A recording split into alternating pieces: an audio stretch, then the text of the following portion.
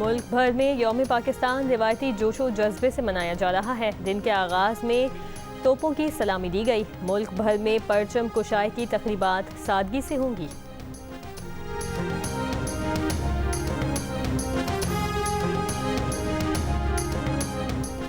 सदर आसिफ अली जरदारी ने यौम पाकिस्तान पर अपने पैगाम में कहा कि यौम पाकिस्तान याद दिलाता है कि कौमी आज़म को हकीकत का रूप देने के लिए इत्तेहाद सबसे अहम है।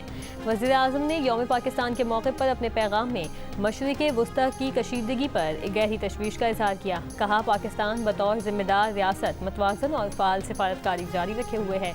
यौम पाकिस्तान की 86वीं सालगिरह पर मुसल्लह अफवाज की भी कौम को मुबारकबाद। ईरान की जानिब से इसराइल पर जवाबी कार्रवाई के लिए मज़ीद मिसाइल दाग दिए गए।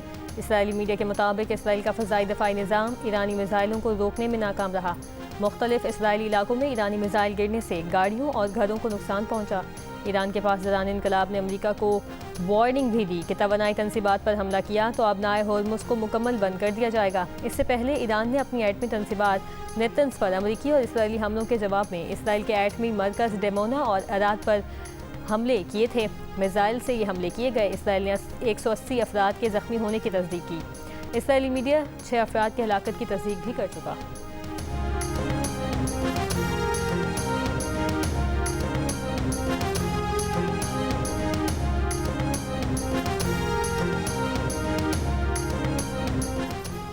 वज़ीर आज़म शहबाज शरीफ ने लग्जरी गाड़ियों में इस्तेमाल होने वाले हाई ऑक्टेन फ्यूल पर लेवी 100 रुपये से बढ़ाकर 300 रुपये फ़ी लीटर कर दी।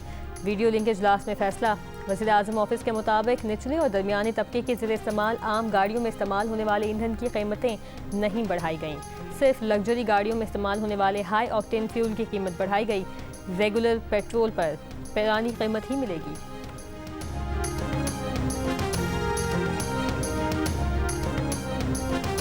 हाई ऑक्टेन फ्यूल पर पेट्रोलियम लेवी 200 रुपये फ़ी लीटर बढ़ाने का नोटिफिकेशन भी जारी। HOBC पर लेवी 305 रुपये 37 पैसे फ़ी लीटर हुई।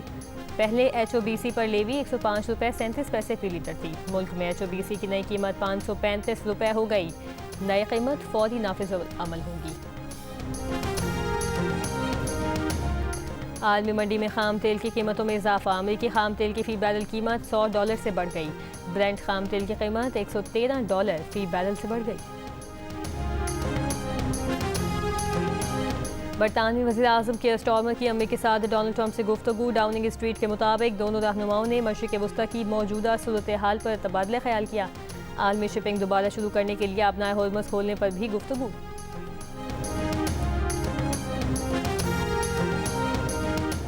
सऊदी वली अहद शहजादा मोहम्मद बिन सलमान से फ्रांस के सदर मैक्रोन का टेलीफोनिक रबता। खत्ते की सूरत हाल पर तबादला ख्याल। सऊदी मीडिया के मुताबिक फ्रांसीसी सदर ने सऊदी अरब पर ईरानी हमलों की मजम्मत की। खुद मुख्तारी और सलामती के लिए सऊदी अरब के इक़दाम की हिमायत का अदा। ईरान के दारुल हुकूमत तेहरान में अवाम अपनी हुकूमत की हिमायत में सड़कों पर निकल आए।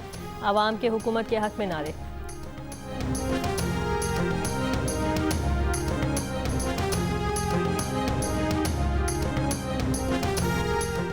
आंख के इलाज के लिए बानी पीटीआई के अडयाला जेल से तीसरी बार पिम्स अस्पताल मुंतकली। बानी पीटीआई को उनकी रजामंदी से पिम्स अस्पताल में anti-VEGF इंजेक्शन की तीसरी डोज लगाई गई।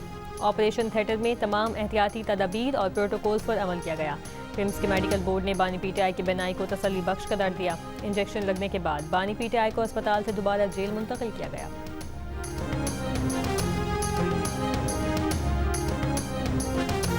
इन्वॉल्व थी बिकॉज गवर्नमेंट के बहुत सारे डिसीजंस हुए थे। हमने ये फ़ैसला किया कि PSL तो हम करेंगे इंशाल्लाह ताला और 26 से ही शुरू होगी। हम स्टेडियम में क्राउड को इजाज़त नहीं देंगे। हमने इफ्तिताई तकरीब एक बहुत ग्रैंड किस्म की रखी हुई थी, हमने उसको मनसूख कर दिया। मैचेस अब हम सिर्फ 2 शहरों में करेंगे, लाहौर और कराची में। एक रीजनल इशू है लेकिन अल्हम्दुलिल्लाह पाकिस्तान के लिहाज से बिल्कुल महफूज है, ठीक है, सारा कुछ है, तो सिक्योरिटी के लिहाज से हमें इतना इशू नहीं है। खत्ते की सूरत हाल बेहतर होने तक PSL मैचेस तमाशाइयों के बगैर होंगे। पाकिस्तान सुपर लीग का 11वां एडिशन शेड्यूल के मुताबिक 26 मार्च से शुरू होगा। PSL मैचेस सिर्फ 2 शहरों कराची और लाहौर में होंगे। PSL की इफ्तिताही तकरीब को मंसूख कर दिया गया। आगाज लाहौर ही से होगा। पाकिस्तान क्रिकेट बोर्ड के चेयरमैन मोहसिन नकवी की PSL के CEO सलमान नसीर के हमरा हंगामी प्रेस कॉन्फ्रेंस। फ्रेंचाइज का नुकसान PCB पूरा करेगा। टीमों की मूवमेंट कम से कम होगी। जो तमाशाई टिकट खरीद चुके उन्हें रिफंड दिया जाएगा। तमाशाइयों और पेशावर वालों से माजरत खा हैं। मोहसिन नकवी ने मजीद कहा, PSL इंटरनेशनल ब्रांड है, इसको मजीद आगे बढ़ाना है। सिक्योरिटी का कोई इशू नहीं, तमाम इदारे अलर्ट हैं। इंटेलिजेंस इदारों पर फख्र होना चाहिए। उन्होंने ऐसी चीजें नहीं होने दी जो होने जा रही थी।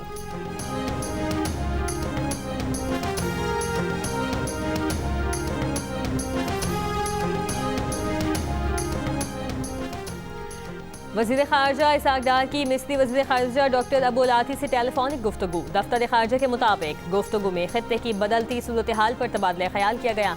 दोनों रहनुमाओं ने अमन इस्तेहकाम के लिए मुकालमे और मुश्तरका कोशिशों पर जोर दिया। एक दूसरे को ईद की मुबारकबाद भी दी। तुर्क वज़ीर ख़ारजा की ईरान और मिस्र के वज़ीर ख़ारजा से टेलीफोन पर गुफ्तगू। अमरीका, इसराइल, ईरान जंग रोकने से मुतालिक इक़दामात पर तबादला ख्याल। तुर्क वज़ीर ख़ारजा ने यूरोपीय ख़ारजा उमूर पॉलिसी चीफ और अमरीकी हुकाम से भी बात की। सिफारती ज़राए के मुताबिक तुर्क वज़ीर ख़ारजा ने अलहदा फ़ोन पर गुफ्तगू की। रूसी वज़ीर ख़ारजा सरगई लावरोफ ने कहा कि मशरिक़ वस्ता में ज़बरदस्ती मुआहदे मुसल्लत नहीं किए जा सकते। दुनिया ताकत के कानून की तरफ वापस जा रही है। कमज़ोर ममालिक को नुकसान उठाना पड़ता है। अमरीका सिर्फ अपने मफादात को तरजीह देता है। अमरीका तेल के लिए वेनेजुएला और ईरान में दिलचस्पी रखता है।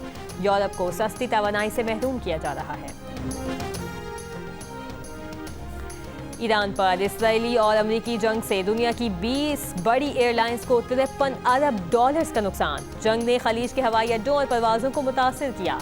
बरतानवी अखबार के मुताबिक एयरलाइन इंडस्ट्री को कोरोना वबा के बाद बदतरीन बहरान की लपेट में है।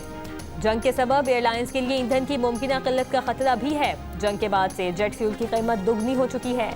जेट फ्यूल की कीमत में इजाफे से एयरलाइन टिकटों में इजाफे का खदशा। अफगानिस्तान के तालिबान रजीम ने मार्च 2025 से मार्च 2026 के दौरान कम अज कम 1186 अफराद को कोड़े मारे और कसास के तहत 6 लोगों को सरेआम सजाए मौत भी दी गई। जिला वतन अफगान सहाफ़ियों के मुरतब करदा सरकारी बयानात और अदद शुमार के मुताबिक अफगानिस्तान के बेशतर हिस्सों में जिस्मानी सजाओं का सिलसिला जारी। तालिबान अदालतों के बयानात के मुताबिक साल के आखिरी महीनों में जिस्मानी सजाओं में इजाफा हुआ, जिसमें तकरीबन 100 खवातीन को भी कोड़े मारे गए। इनमें से कई सजाएं अवामी मकामात पर दी गईं। इंसानी हुकूक कारकुनों का इजहार तशवीश, कहा कि जिस्मानी सजाओं में इजाफा मुनसिफाना कानूनी अमल और बुनियादी आज़ादियों के हवाले से संगीन खदशात को जन्म देता है और ये सजाएं मुआशरे में खौफ की फ़ज़ा पैदा करती हैं।